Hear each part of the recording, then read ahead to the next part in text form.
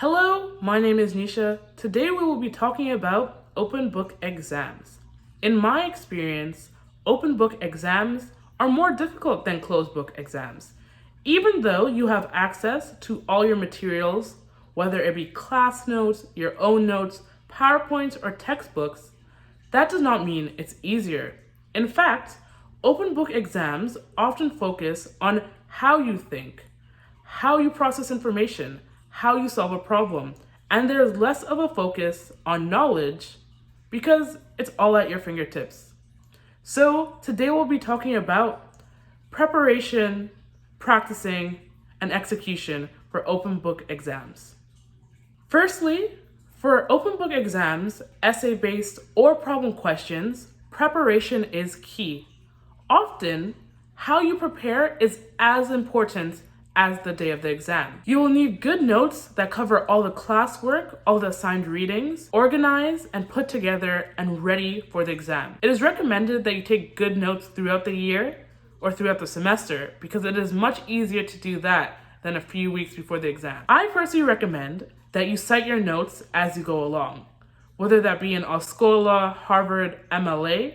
This might seem like a lot, but it will save you a lot of time towards the end. At some point, you should put all your notes together in one file. You should organize them by theme, by academics, by cases, whatever you need in order to make sure that they are easily accessible for the day of the exam. For example, I had an exam on international trade law, and I divided my notes into cases, academics, and based on the articles found in the General Agreement on Tariffs and Trade. While I generally prefer taking my notes by hand, I found for open book exams, it's much easier to have them typed because they're easier to move around, easier for you to search through.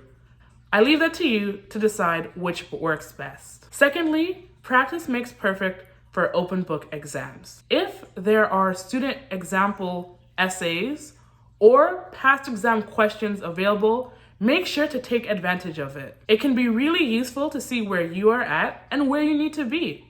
You should do as many past exams as you can. I recommend that you do a couple past exams at your own leisure. Take as long as you need to write a really great answer, but I also recommend that you use a couple to simulate the actual exam. So have yourself timed, write as much as you can, stop and see how you do. Even if you've done open book exams before, I highly recommend that you practice it as if it was the real thing. Because then you'll see how you manage time, how accessible your notes are, and make any improvements before the exam happens. If you're in a position where you do not have time to do full exams, ensure that you write skeleton essays with the main points, the main arguments, academics you could refer to, and have those ready. It is really great to be able to have those prepared and ready because they might be useful to you while doing the exam. Maybe one of the questions you answered has been reused again.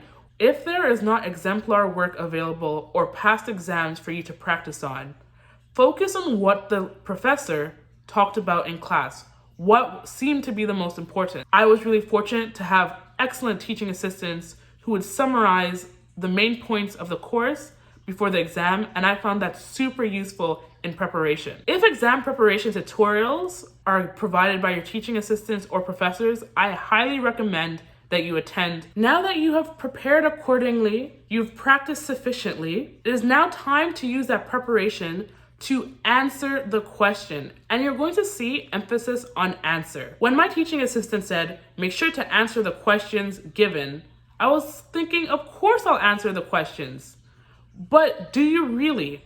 And I'm going to talk about a few pitfalls that students, including myself, make on open book exams. It is really important for you to read the question provided on the exam and answer only that question. There are a number of reasons why you might fail to answer the question.